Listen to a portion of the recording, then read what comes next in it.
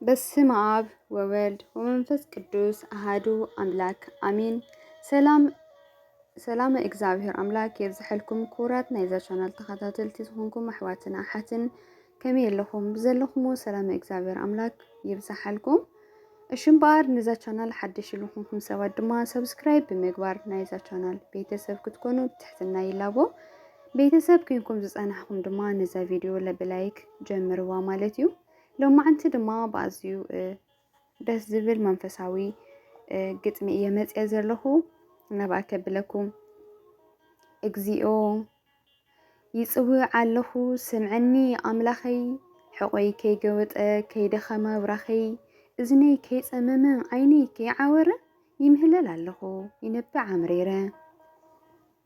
ሓጣተይ ተንቲነ ይትረፍዶ ናብ ገነት ዘየእቱ ኮይኑ ናብ ግብኣተ መሬት ኣበሳይ በዚሑ ሞት ነፍሲ ንኸይሞት ምንታል ክረክብ ናይ ዘለዓለም ህይወት ኣቦዬ ኣቦ አብርሃም ይስሐቅን ያዕቆብን ዕረፍቲ ሲኢነ ብሕልናን ልብን ብምሽጥር ጥበብካ ፍጹም ዘይገልጾ ንልበይ አንጽሐለይ ብምሕረት መውጾ ንልበይ አንጽሐለይ ብምሕረት መውጾ ነቃለ አዋዲ ዝነይ ኮይኑ ጸማም ጠንቃማት አስናነይ ልሳኔ ብምጥዓም ዘይባሊለ ከንፈረይ ብምጽዓም ኣብ ልቢ ሰብ ስቃይ ደጊለየ ሕማም ጥፋተይ አሚነ ምሕረትካ ክልምን እግዚኦ ንሎሚ ኣምላኸ ኣይደግምን ናይ ልበይ ትፈልጥ ሞኸንካ አሚነ ይልምን ኣለኹ ኣቤትካ ደኒነ ይልምን ኣለኹ ኣቤትካ ደኒነ ምስቲ ዘይፈሪ ከይጓሓፍ ናብ ጓህሪ ጸጋኻን ምሕረትካን ሃበኒ ፈጣሪ ውዕለትካ ዝምስክር ክኸውን ዘማሪ ማዕጾ ጽኑዕ ልበይ ክፈቶ ብፍቕሪ ማዕጾ ጽኑዕ ልበይ ክፈቶ ብፍቕሪ ተስካመይ ኣውርደኒ ኮይኑ ልዕሊ ዓቕመይ ውልደይ በለኒ ፍረ ዋጋደመይ ናብ ቤትካ ከኣቱ መሲለ ዕምበባ ብስምካ ክዘምር ብዓውታ ዓሊለ ናብ ቤትካ ከኣቱ ዕምበባ መሲለ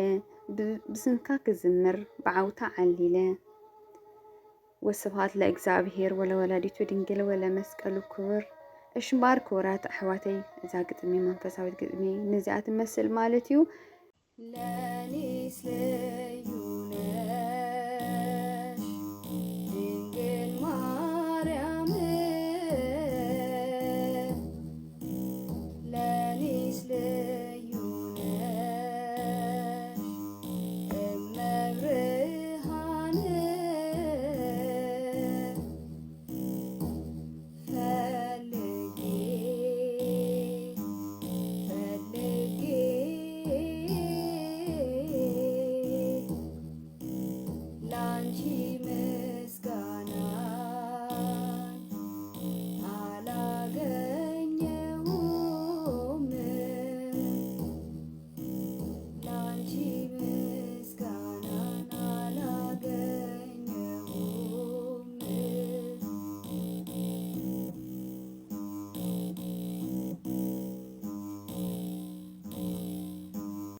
مسكرنا يا نزيون مسكرنا